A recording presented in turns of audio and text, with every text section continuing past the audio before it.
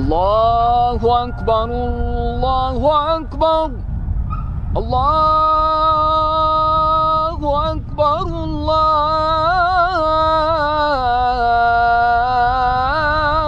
Akbar. Bosnia-Herzegovina, juga dikenal sebagai Bosnia, adalah sebuah negara di semenanjung Balkan di selatan Eropa. Negara dengan ibu kota Sarajevo ini berbatasan dengan negara Serbia, Montenegro, dan Kroasia. Jumlah penduduk diperkirakan sekitar 4 juta jiwa. Bosnia dikenal sebagai tempat di mana timur bertemu barat, negara yang sedang membangun kembali pasca peperangan penghapusan etnik.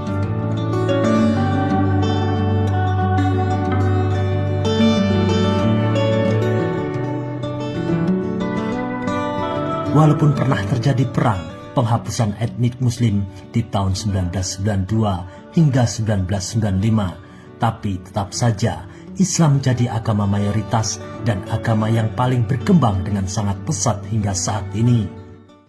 Allahumma salli ala sayyidina Muhammad, alaika ya Jan Ahmad, salli ala Muhammad, alaika ya Jan Ahmad, salli ala Muhammad, Allahumma salli ala sayyidina. Dahulu ada sekitar 4 juta muslim Bosnia. Pada saat terjadi perang Bosnia 1992, banyak masyarakat muslim Bosnia meninggalkan negaranya. Menurut sensus yang dilakukan pada tahun 2013, sekitar 51% atau setara 1,8 juta jiwa dari total penduduk negara tersebut adalah muslim.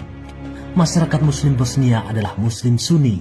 Ada beberapa komunitas kecil muslim Syiah di negara tersebut. Agama besar lainnya adalah Kristen Ortodok Timur dan Katolik Roma. Tingkat religiusitas muslim di Bosnia cukup baik. Hal itu tercermin dari survei yang diadakan Pew Research Center yang berpusat di Washington DC beberapa tahun lalu. Lebih dari 80% responden muslim Bosnia-Herzegovina mengaku menjalani aktivitas religius dalam kehidupan sehari-hari.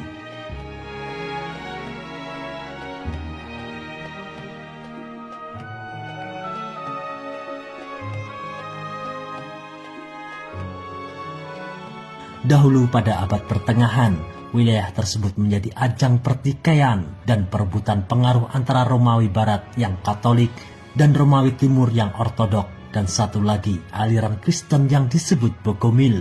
Sekte ini terutama beranggotakan masyarakat kelas atas Bosnia. Barulah pada tahun 1465 dan 1481, kekhalifahan Turki Utsmani berhasil menaklukkan berturut-turut Bosnia dan Herzegovina. Pengikut Bogomil berbondong-bondong pindah ke agama Islam sehingga agama tersebut lenyap. Perpindahan agama tersebut kebanyakan terjadi karena persamaan derajat yang ditawarkan oleh Islam. Jika mereka masuk Islam, maka mereka akan mendapatkan kedudukan yang sama tingginya dengan orang Islam lainnya. Akan tetapi bila mereka tetap pada agama-agama leluhurnya, maka mereka akan berstatus sebagai orang-orang yang kalah dalam peperangan, tunduk dalam aturan Islam. Para Sultan Utsmaniyah juga melindungi hak-hak orang non-muslim di wilayah taklukan untuk hidup secara wajar dan beribadah. Dalam kekuasaan Turki Utsmaniyah, kota Sarajevo menjadi pusat kegiatan politik, pendidikan, dan budaya masyarakat. Puluhan masjid dan ratusan sekolah untuk umum dibangun. Menjelang pertengahan tahun 1500-an, Sarajevo telah memiliki tata kota yang cukup modern, lengkap dengan sistem irigasi, fasilitas kesehatan publik, dan destinasi wisata. Sarajevo diambil dari bahasa Turki, yaitu Sarat, yang berarti istana, dan Ovas, yang berarti tanah terbuka. Utsmaniyah terus menguasainya hingga akhir abad ke-19.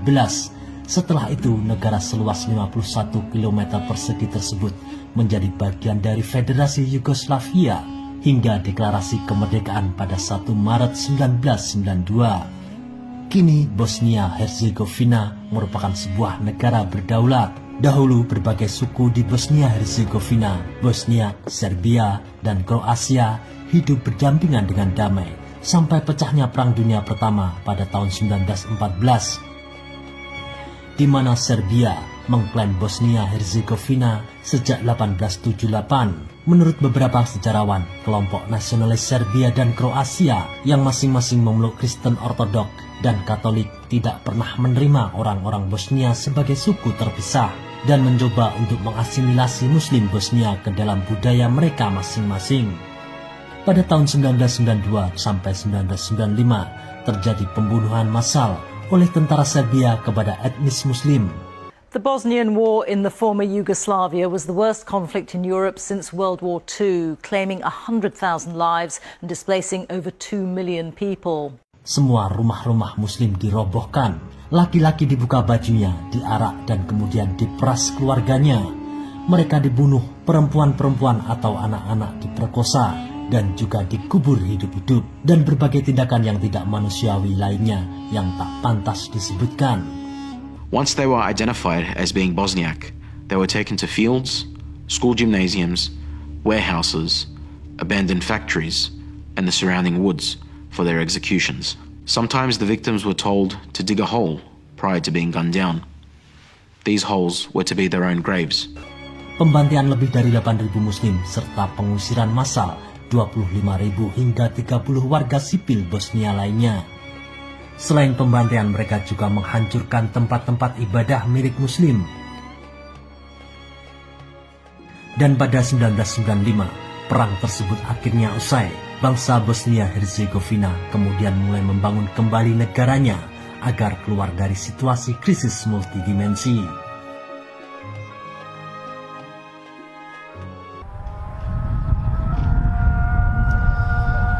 Allahu Akbar, Allahu Akbar, Allahu Akbar, Allahu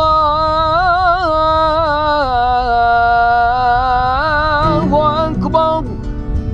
Travnik, kota yang terletak 80 km dari Sarajevo, sempat menjadi ibu kota negara Bosnia-Herzegovina, tepatnya pada masa Kesultanan Ottoman pada tahun 1703 sampai 1850. Benteng Carigrad, walaupun bangunan ini didirikan pada abad ke-14 di zaman Utsmaniyah, tetapi bangunan ini masih berdiri kokoh. Selain benteng yang masih terjaga hingga saat ini, ada sebuah masjid di kota Travnik, Masjid Sarena, atau dikenal sebagai Masjid Sulaiman. Masjid ini sangat unik. Selain bahan material bangunan, keunikan lain dari masjid ini adalah penggunaan cat minyak dan glasir yang dibuat dari 30.000 telur untuk membuat dekorasi masjid yang rumit. Berbeda dari kebanyakan masjid bergaya Ottoman lainnya, Masjid Sarena memiliki banyak lukisan bunga yang cerah di setiap dindingnya. Ini adalah jembatan ikonik Bosnia, Jembatan Stari Most, di atas sungai Neretva, kota Mostar. Jembatan ini dibangun pada abad ke-16 atas perintah Sultan Sulaiman dari dinasti Utsmaniyah, dibangun oleh arsitek bernama Mimar Khairuddin. Jembatan ini memiliki ciri lengkungan dengan 2 benteng sebagai pintu di sisi barat dan timur. Stari Most dianggap sebagai pengusung gaya arsitektur Islam Balkan. Jembatan Stari Most juga jadi lokasi para pemuda lokal untuk melakukan tradisi mereka. Konon, jika mereka tidak terjun ke sungai dari titik tertinggi jembatan Stari Most, mereka akan sulit menemukan pekerjaan. Hal itu juga jadi ujian keberanian bagi para pemuda lokal. Lama-kelamaan, tidak hanya para pemuda lokal saja yang terjun dari jembatan. Para wisatawan juga banyak yang membayar para pemuda lokal untuk memberi kursus seputar cara terjun yang baik dan benar. Okay, det vildt det her. Det rigtige mænd, der står her.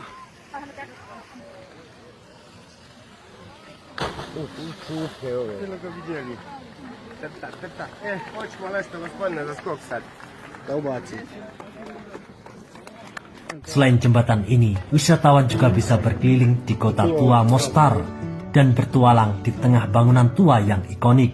Di sana juga banyak terdapat toko souvenir khas Mostar. Salah satu yang paling terkenal adalah karpet khas Mostar.